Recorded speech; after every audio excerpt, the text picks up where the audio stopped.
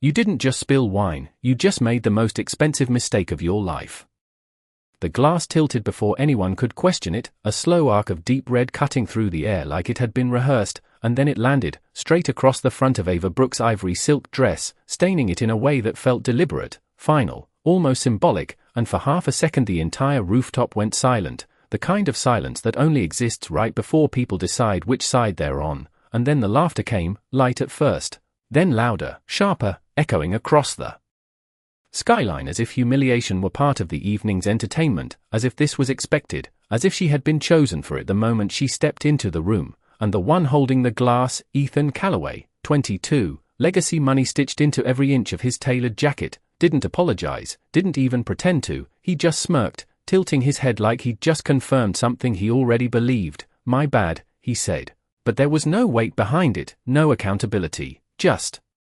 performance, and somewhere to his left his mother let out a soft laugh behind her champagne flute while his father leaned back in his chair, amused, entertained, approving in that quiet, dangerous way that said this wasn't new, this was taught, this was normal, and all around them the table followed suit, a ripple of polite chuckles and raised brows, a few people glancing away just long enough to avoid responsibility, others watching a little too closely, curious how far it would go, because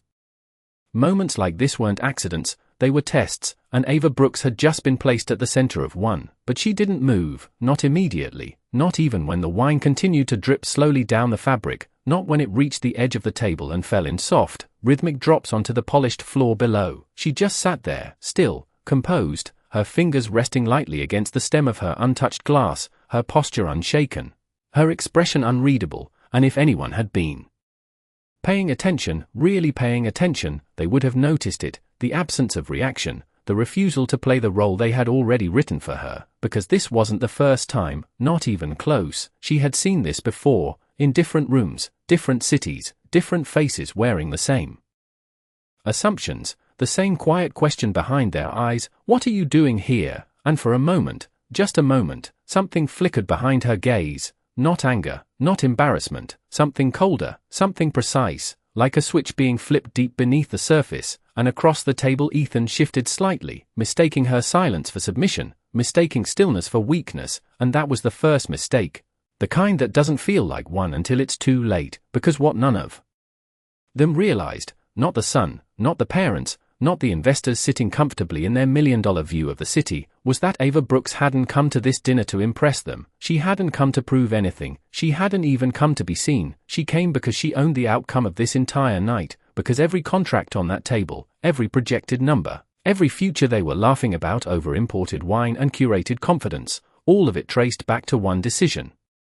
One signature, one quiet authority they had failed to recognize, and as the laughter settled into a low hum and the skyline lights reflected faintly in the glass before her, Ava finally moved, just slightly, just enough to reach for a linen napkin, not to wipe the stain away, but to fold it neatly in her hand, her voice calm, steady, almost conversational as she looked directly at Ethan, then at his parents, then across the table as if measuring each of them in turn. It's okay, she said softly, and for a brief second it sounded like forgiveness, like grace, like the kind of response they expected, until she added, without raising her tone, without breaking her composure, you'll understand what this cost you, in a minute. The laughter did not stop right away, but it changed, shifting from bold amusement into something thinner, uncertain, like a joke that had gone on just a second too long, and Ethan felt it first, that subtle shift in the air, though he could not name it, only that Ava Brooks had not reacted the way people usually did, she had not stood up in embarrassment, had not rushed to the restroom, had not raised her voice or demanded an apology, she had simply remained exactly where she was, composed in a way that did not match the situation, and that mismatch began to unsettle the room more than the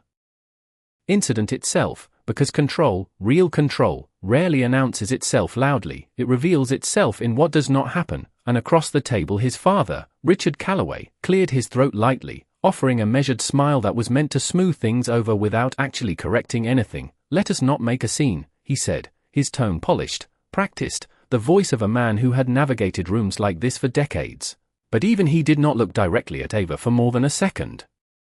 As if acknowledging her too fully might validate her presence in a way he was not ready to accept, and beside him his wife, Caroline leaned forward slightly, her expression soft but dismissive. Accidents happen, she added, though nothing about what had just happened felt accidental, and still no apology came, not a real one, not the kind that carries weight, only the kind that protects appearances. And around them the other guests began to recalibrate, some returning to their conversations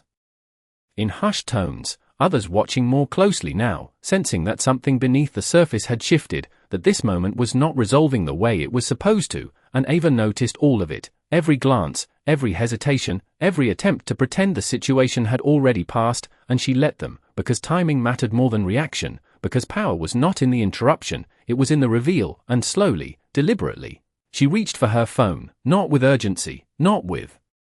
frustration, but with intention, the kind of movement that did not ask for attention yet commanded it anyway, and Ethan's eyes followed the motion before he could stop himself, a flicker of irritation crossing his face as he leaned back in his chair, trying to regain the upper hand he believed he still held. You planning to complain to someone? He asked with a faint laugh, the kind meant to draw the room back onto his side. But it did not land the same way this time, not after what they had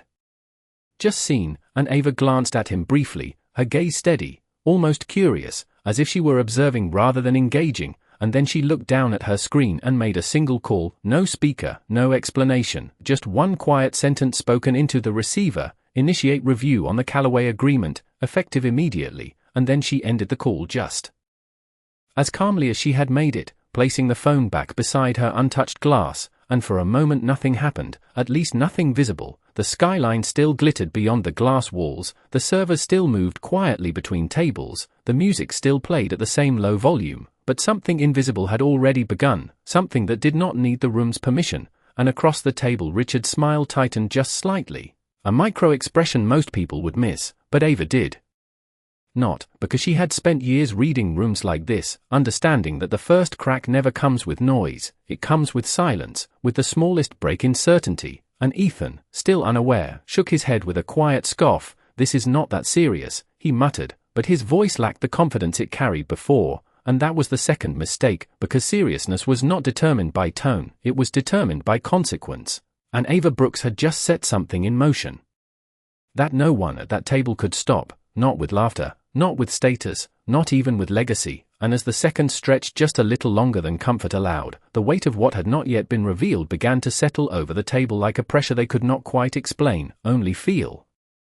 The shift did not announce itself with a sound, it arrived quietly, like a temperature drop that no one could explain but everyone could feel, and it began at the far end of the table where one of the junior analysts, a man who had spent most of the evening saying very little, suddenly glanced down at his phone and froze, his thumb hovering mid-scroll as his expression tightened, not dramatically, not enough to draw immediate attention, but enough to signal that something had changed, and then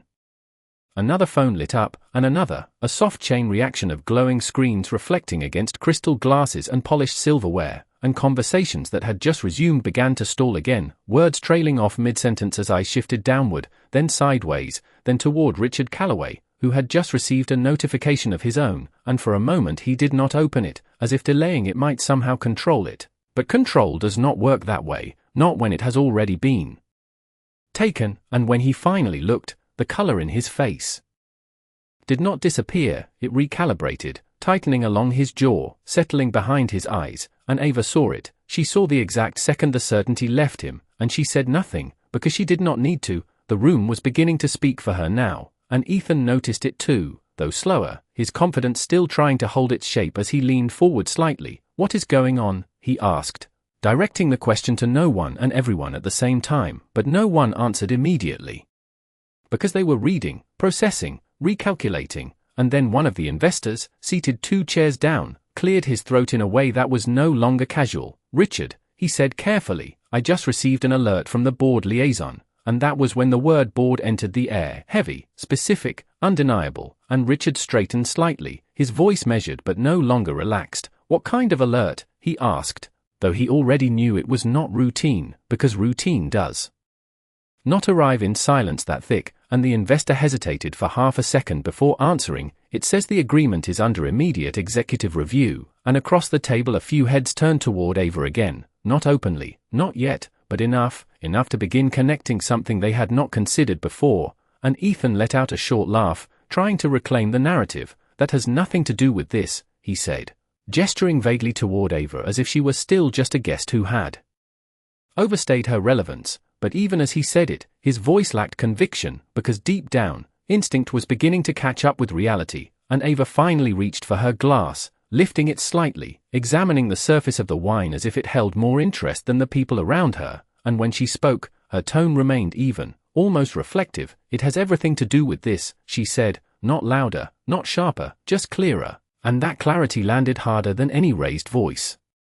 could have, and Caroline shifted in her seat, her earlier composure thinning as she looked between her husband and her son. "Richard," she said quietly, "what does that mean?" And for the first time that evening, he did not answer immediately, because answers require certainty, and certainty had just been replaced by something else entirely, something heavier, something irreversible.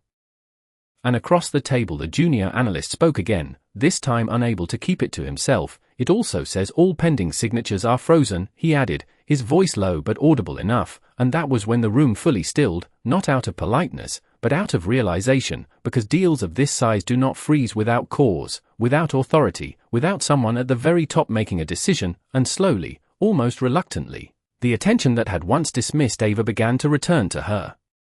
Not as an outsider, not as an afterthought, but as a variable they had failed to account for, and Ava Brooks, still seated, still composed, still wearing the same wine-stained dress they had laughed at minutes earlier, simply set her glass back down with quiet precision, as if placing a period at the end of a sentence they had only just begun to understand.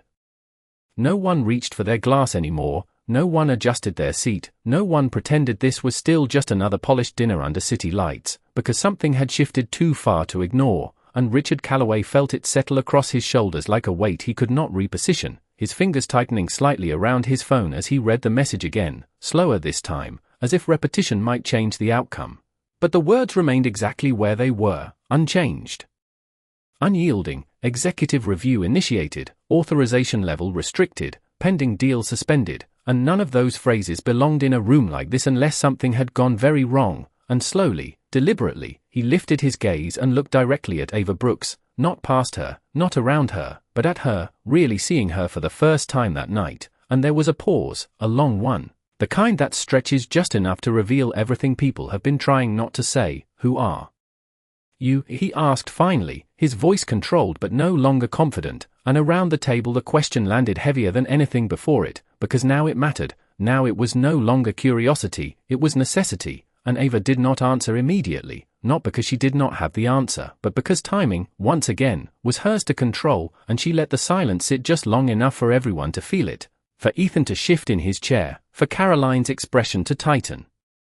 for the investors to lean in slightly without realizing they were doing it, and then Ava reached for her napkin again, not to clean the stain, but to fold it once more, precise, deliberate, controlled, before placing it beside her plate as if closing a chapter they had not realized they were writing, and when she finally spoke, her voice did not rise, it did not need to. "I am the final signature on your agreement," she said, each word placed carefully, evenly, without emphasis, yet impossible to ignore, and the effect was immediate, not loud, not explosive, but absolute, like a structure losing its foundation without warning, and Ethan blinked, once, then again, his expression shifting from confusion to disbelief. "That is not possible," he said quickly, almost reflexively, because denial always comes before understanding, but across from him one of the investors was already scrolling rapidly, his face tightening as confirmation replaced doubt, and Richard's posture changed, not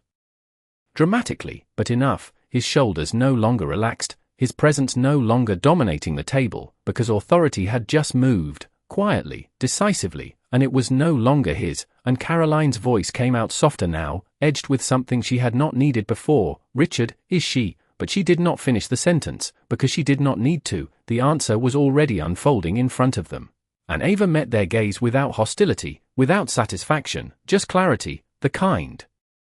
that does not need validation. "You invited me here to close your largest deal," she continued, her tone steady, "but you never asked who you were speaking to," and that sentence settled deeper than the first, because it exposed something larger than a mistake. It revealed a pattern, an assumption, a blindness they had carried into the room with them, and now it was visible, undeniable, and Ethan leaned back slightly, the earlier confidence gone, replaced by something far less stable. "This is just a misunderstanding," he said, but even he could hear it, the weakness in his own voice, and Ava tilted her head slightly, not dismissive, not aggressive, just certain. "No," she said quietly, "this is exactly what it is," and as her words settled, the skyline outside remained unchanged, the lights still bright, the city still moving, but inside that private rooftop space, everything had already shifted, and there was no version of the night where it could return to what it was before. The silence did not break all at once, it fractured, slowly, unevenly, like something cracking under pressure from the inside, and it was Ethan who reacted first, because people like him always do, not out of clarity but out of instinct, out of a need to regain control before the reality fully sets in. "Okay, wait," he said, forcing a short laugh that did not carry, "even if that is true, you cannot just freeze a deal over something like this," and he gestured again, vaguely, dismissively, as if the moment could still be reduced, minimized, rewritten into something harmless, but no one else at the table followed him this time, not his parents, not the investors, not even the ones who had laughed earlier, because the room had already moved past that version of events, and Richard Calloway leaned forward slightly, his voice lower now, sharper, no longer performative. "Ethan, enough," he said, not loudly, but firmly enough to cut through what remained of his son's denial, and then he turned back to Ava, his expression recalibrated into something closer to negotiation, to damage control. "Ms. Brooks," he began, choosing his words carefully now, "if there has been a misunderstanding tonight, I am sure we can address it appropriately," and there it was, the pivot, the attempt to rename what had happened, to shrink it into something manageable, something that could be resolved with the right tone, the right phrasing, the right balance of accountability without consequence. But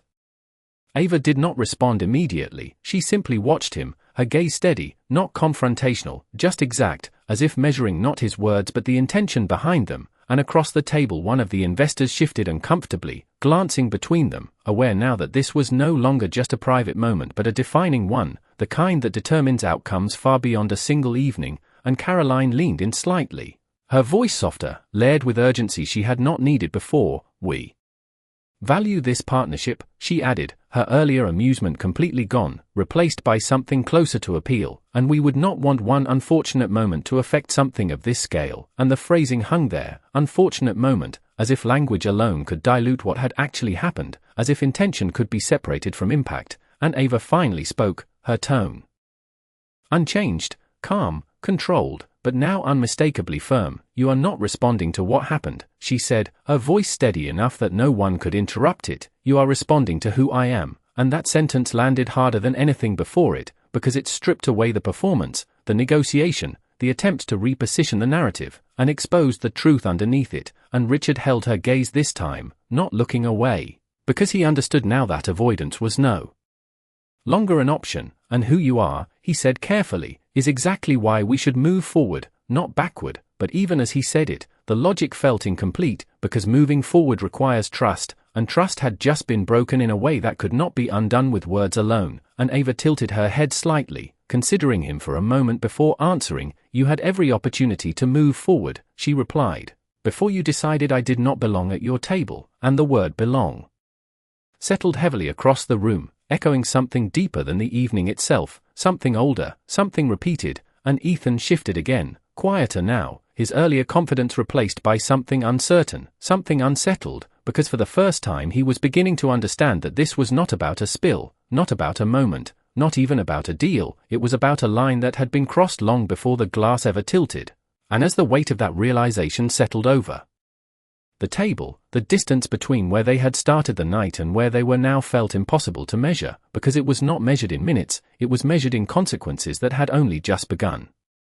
For a moment no one spoke, not because they did not have something to say, but because they were all calculating, adjusting, trying to find a version of this moment that could still be controlled, and Ava could see it happening in real time, the subtle shifts in posture, the careful glances exchanged between investors, the way Richard's fingers rested just a little tighter against the edge of the table, as if pressure alone could stabilize what was already slipping, and then, quietly, almost too quietly, his phone vibrated again, a short, sharp interruption that felt louder than it should have in the stillness, and this time he did not hesitate. He opened it immediately, his eyes scanning faster, deeper, and whatever he saw did not stay contained. It moved through him, settling into his expression in a way that could not be hidden, and Ava watched as the final layer of certainty disappeared, replaced by something far more serious, something irreversible, and when he looked up again, the negotiation was gone, completely gone. They have escalated it, he said, not to Ava, not even to the table, but almost to himself, as if saying it out loud might help him process it, and across from him one of the investors leaned forward. Escalated how? And Richard exhaled slowly, the kind of controlled breath that signals someone trying not to lose ground in front of an audience. Full executive lock, he replied, each word measured, board-level review, immediate suspension of all movement on the deal, and this time the silence that followed was not uncertain, it was heavy, conclusive, because everyone at that table understood exactly what that meant. Deals at this level do not pause without consequence, they fracture, they dissolve, they disappear, and Ethan's face shifted again, the last trace of arrogance fading into something far less comfortable. That is insane, he said under his breath, but no one responded, not even his parents, because this was no longer a discussion, it was a result, and Ava remained exactly where she had been, her posture unchanged, her presence steady, as if the outcome had already been decided long before they realized it, and after a few seconds, she spoke again, not to assert dominance, not to escalate, but simply to clarify what had already begun. It is not just paused, she said calmly, her voice cutting clean through the weight in the room, it is being reviewed for termination, and the word termination landed differently, sharper, final, leaving no room for reinterpretation, and Caroline's hand moved instinctively toward the table, as if she needed something to steady herself. Termination. She repeated, her voice quieter now, almost disbelieving, and Ava met her gaze, not unkind, but unwavering. You built this deal on trust, she said, and tonight you showed exactly how you define that word. And across the table the junior analyst looked down again at his phone, scrolling through updates that were arriving faster now, real-time consequences unfolding with no regard for the room's discomfort, and one by one, the others began to understand that what had just happened was not a moment that could be corrected, it was a decision that had already been made, not emotionally, not impulsively, but structurally, systematically, through channels they could not interrupt, and Richard leaned back slightly, his posture no longer commanding, his voice lower than it had been all evening. What would it take to reverse this? He asked. And it was the first honest question of the night, not defensive, not dismissive, just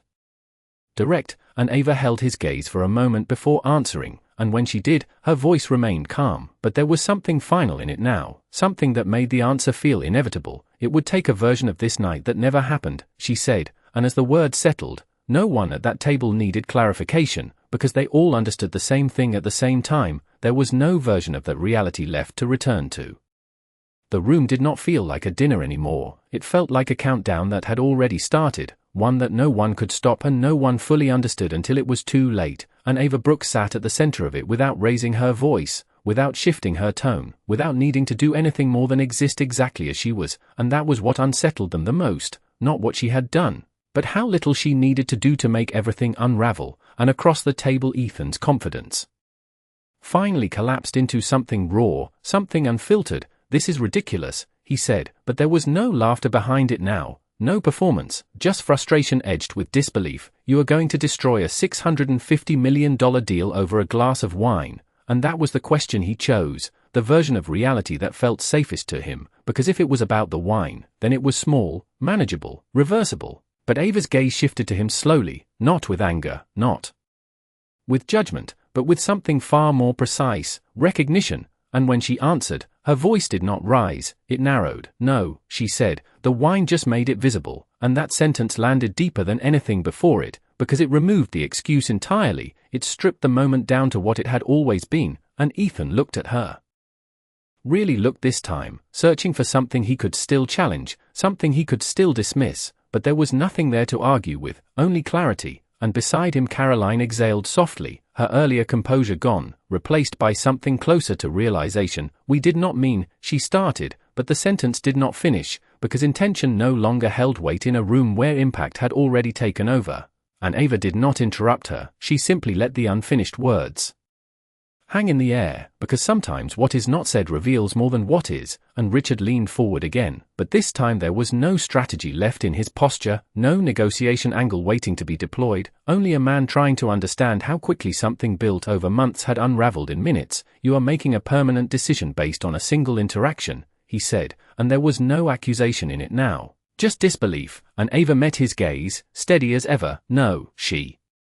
repeated, I am making a decision based on a pattern you revealed in one interaction, and that distinction settled over the table with quiet force, because patterns are not accidents, they are habits, they are beliefs, they are systems that show themselves when no one thinks they need to hide, and around them the other guests had stopped pretending entirely. No more quiet conversations, no more side glances. Every eye now fixed on the exchange unfolding in front of them, because they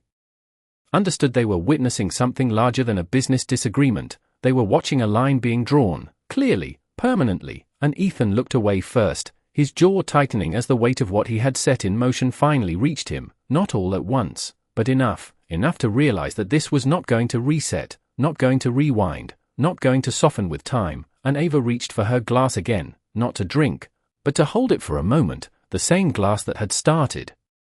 everything, now completely still in her hand, and she set it down with quiet finality. You thought this was about whether I belonged at your table, she said, her voice calm, unwavering, but it was never your table to define, and as the word settled, no one moved, because there was nowhere left to move to, the outcome had already begun. And for the first time that night, the Calloway family was not the center of the room anymore, they were simply part of the consequences unfolding inside it. For a brief moment the room disappeared for Ava, not physically but internally, as if the present had paused just long enough for something older to surface, something familiar, and her eyes did not leave the table but her mind shifted, pulling her back years earlier to a different room, a different table, smaller, quieter, where she had sat in a navy blazer across from a hiring panel that never looked her in the eye long enough to see her, where her resume had been strong, her answers precise, her qualifications undeniable, and still the final words had been delivered with the same polished tone she had heard tonight. We are looking for someone who fits the culture, and she remembered the silence that followed, not in the room, but inside her, that quiet recalibration where something painful does not break you, it refines you, sharpens you, teaches you exactly how the world works when it thinks you are not watching. And now, years later, sitting at a table worth hundreds of millions of dollars, she saw the same pattern again, dressed differently, wealthier, louder, but unchanged at its core, the same assumptions, the same entitlement to define who belongs and who does not, and when she blinked, the present returned, the rooftop, the skyline, the faces around her now no longer confident but searching, and she realized something with complete clarity. This was not new, it was just the first time it had consequences at this scale, and across from her Richard shifted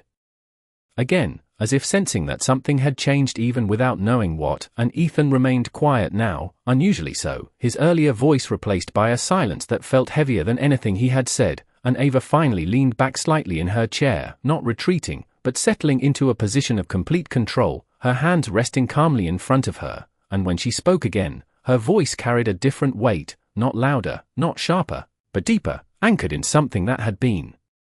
building long before this night. Do you know how many rooms I have walked into like this? She asked, not as a challenge, not as a question expecting an answer, but as a statement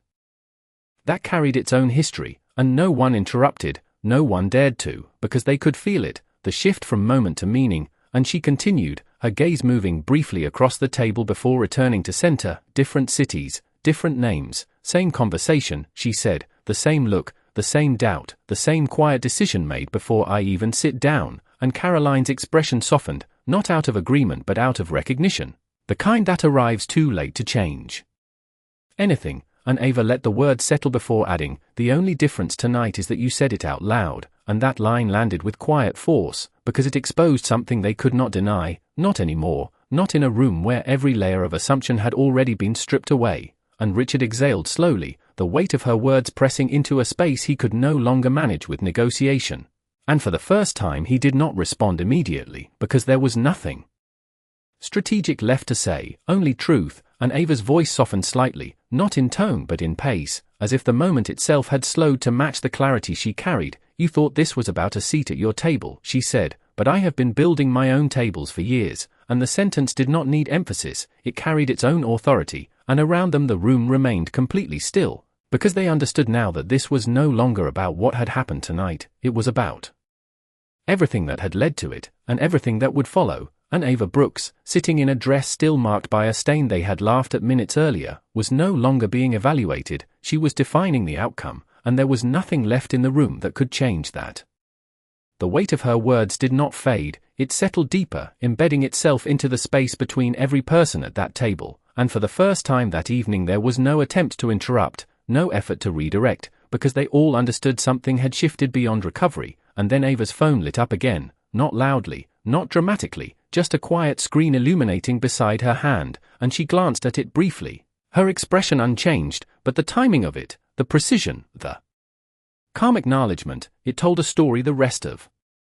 them were only beginning to understand, and she picked it up without urgency, without hesitation, and read the message in silence for a second before placing it back down exactly where it had been, aligned perfectly beside her glass. And Richard noticed, of course he did, because by now every small movement carried meaning. What did they say? He asked, and this time there was no attempt to mask the question, no attempt to dress it in diplomacy. It was direct, almost instinctive, and Ava looked at him, steady as ever. The board has completed its initial review, she said, her tone even, and they have confirmed what I already knew, and she paused, not for effect, but because the next part did not need to be rushed. The deal is no longer aligned with our standards, and the word standards landed differently than termination. It carried weight beyond the financial, beyond the contractual. It pointed to something deeper, something they could not negotiate around, and Caroline's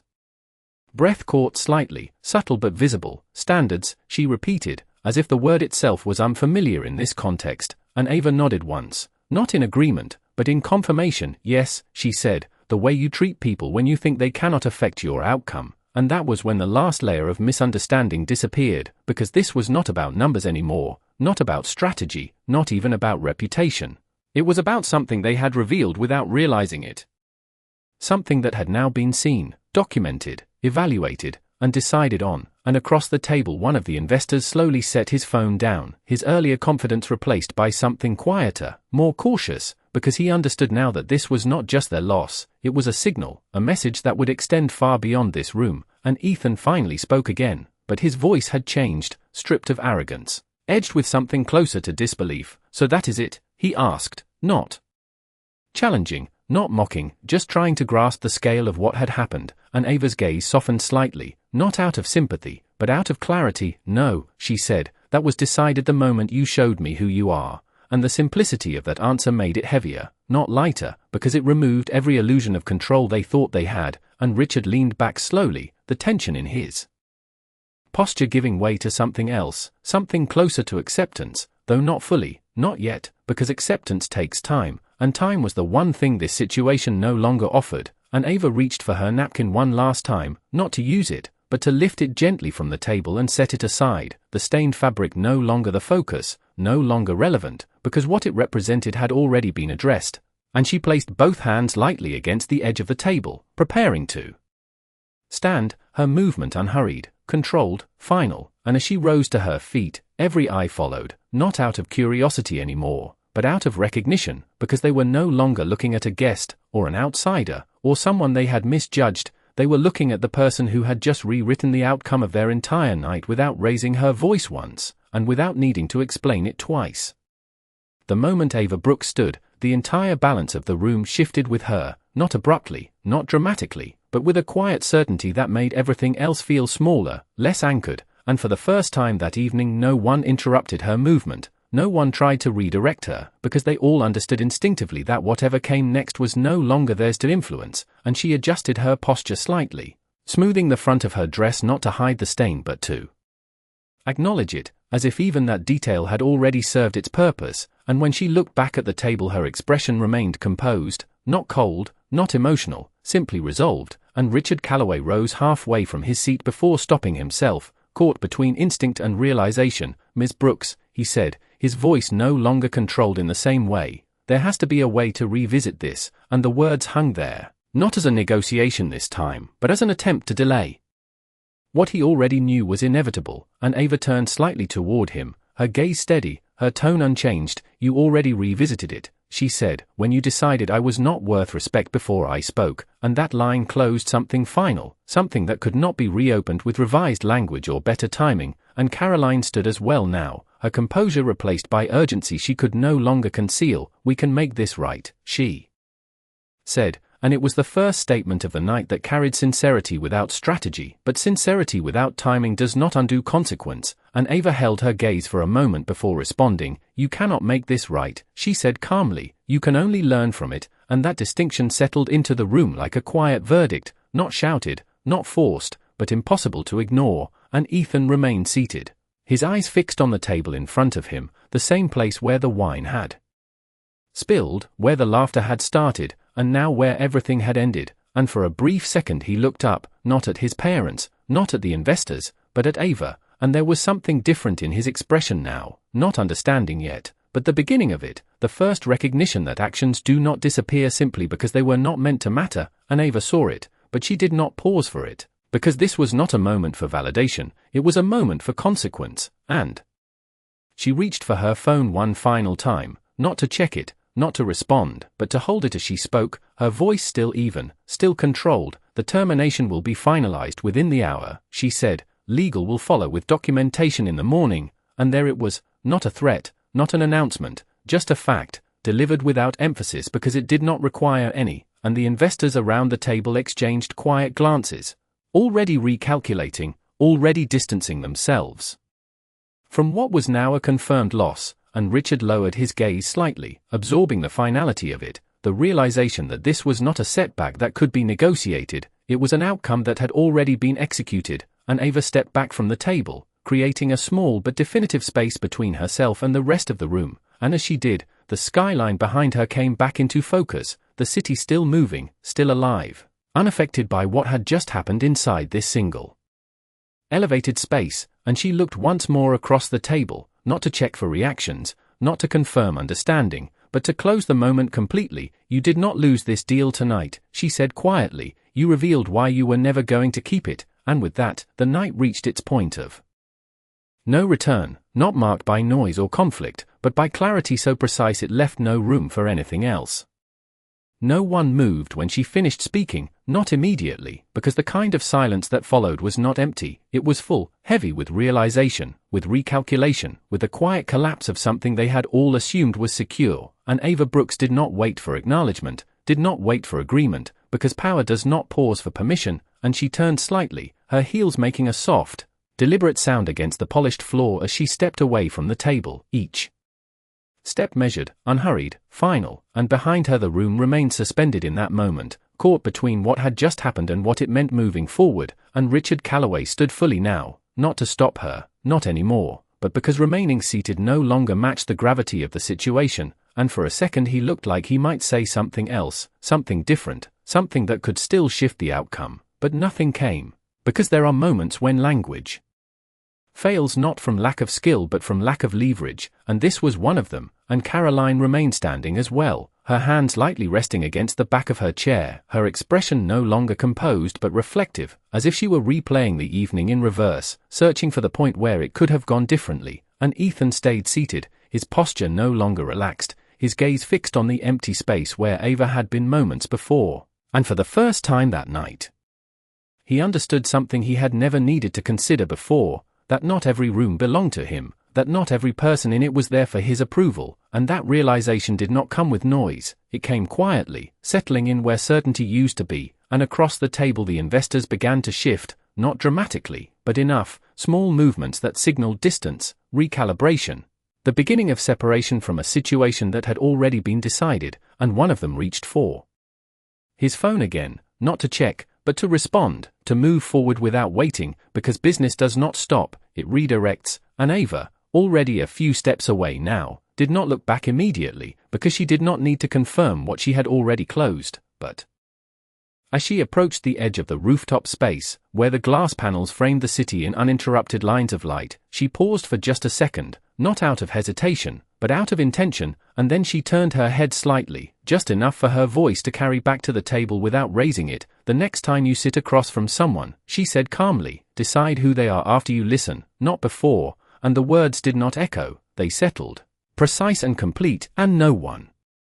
responded, because there was nothing left to respond with, only something to carry forward, and she continued walking, her figure moving past the line of sight of the table, past the space where decisions had been made and undone in the same hour, and into the quiet continuity of the night beyond it, and behind her the room remained, not as it had started, not even as it had been minutes earlier, but as something altered, something exposed, something that would not return to its previous shape.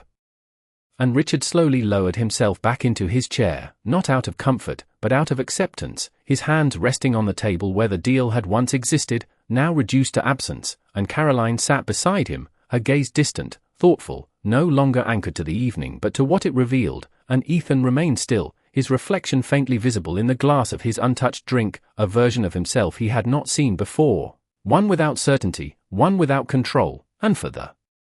first time, one with consequence. The night did not end when Ava Brooks stepped away from the table. It split, quietly dividing into two different realities moving in opposite directions, and inside the rooftop space the air remained heavy, not with noise but with the absence of it, a silence that no one rushed to fill because they all understood that anything said now would only echo what had already been decided, and Richard Calloway sat still for a long moment, his eyes fixed on the place where the contracts had once symbolically existed between them, even though no paper had been signed, no ink had been placed, because in rooms like this agreements are often understood long before they are finalized, and now that understanding had been erased just as completely, and he finally reached for his phone again, not with urgency, not with panic, but with the slow, deliberate motion of someone confirming a reality they already knew, and the message had not changed, the status had not shifted, the language remained the same, executive termination in progress, documentation pending, and there was nothing left to interpret, nothing left to negotiate, and across from him Caroline exhaled quietly, her gaze drifting toward the skyline as if distance might offer perspective, but perspective does not soften consequence, it only clarifies it, and she spoke softly, more to herself than anyone else. We misread her, and Richard did not respond immediately, because the statement, while true, did not go far enough, it did not capture the full weight of what had happened, and after a few seconds he nodded once, a small, controlled acknowledgement. No, he said quietly, we chose not to read her at all, and that distinction settled into the space between them, heavier than anything spoken before, because it carried responsibility, not just error, and Ethan finally stood, slower than the others had, his movement lacking the confidence that had defined him earlier, and he looked around the table, at the investors, at his parents, at the empty chair where Ava had been, and for the first time that night he did not have a response, not a defense, not a justification, only the quiet realization that something he had treated as insignificant had carried a cost he could not undo. And one of the investors cleared his throat lightly, breaking the silence just enough to move things forward. We will need to reassess our position, he said, his tone neutral, professional, already distancing, and another nodded in agreement. We cannot be associated with instability at this level, and the word instability landed with a quiet finality, not as an accusation, but as a classification. And in that moment the shift completed itself. The Calloway family was no longer the center of opportunity, they were the source of risk, and that transition did not come with raised voices or confrontation, it came with quiet decisions made in real time, and Richard understood it immediately, because he had spent his entire career on the other side of moments like this, watching others lose ground in exactly the same way, and now he was on the receiving end of it, and there was no strategy left to deploy, no angle left to recover, only the recognition that the outcome had already been sealed, and outside, beyond the glass, Ava Brooks stepped into the elevator lobby, the city continuing around her without interruption, the same lights, the same movement, the same rhythm, and she paused briefly as the elevator doors opened, her reflection faintly visible in the mirrored surface, the stain still present on her dress, but no longer carrying any weight, because what had been marked was not her. It was the moment, and she stepped inside without hesitation, pressing the button with calm precision, and as the doors closed, the rooftop dinner, the laughter, the deal, all of it remained behind her, not unresolved, not unfinished, but complete, exactly as it needed to be, and as the elevator began its descent, smooth and uninterrupted, there was nothing left to reconsider, nothing left to revisit, only the quiet certainty that what had been revealed tonight would carry forward far beyond a single room, a single family, or a single deal, because some lessons do not stay where they are learned, they move, they spread, and they redefine every room that follows. The elevator doors closed without sound, sealing the moment behind her as cleanly as it had unfolded, and Ava Brooks stood still for a second, her reflection staring back at her from the mirrored walls, composed, steady, unchanged, except for the faint stain across her dress that no longer carried embarrassment, no longer carried weight, it had become something else entirely, a reminder, not of what had been done to her, but of what had been revealed through it, and as the elevator began its descent, smooth and uninterrupted, she exhaled quietly, not out of relief, not out of tension, but out of completion, because moments like this did not drain her, they confirmed her, they aligned everything she had built with everything she knew to be true, and outside, the city stretched endlessly, lights led across blocks and avenues, people moving through their own stories, unaware of what had just shifted several floors above them, unaware that a decision had been made that would ripple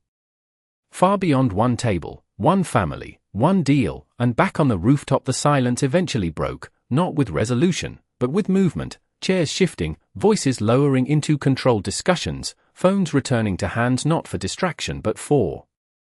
damage control, and Richard Calloway remained seated longer than the rest, his gaze fixed forward, not at anything specific, but at the realization that power, real power, had never been where he assumed it was, and beside him Caroline stood quietly, her earlier certainty replaced by something more reflective, something that would not disappear when the night ended, and Ethan, standing now but unsure of where to go, finally understood something that no one had ever needed to teach him before.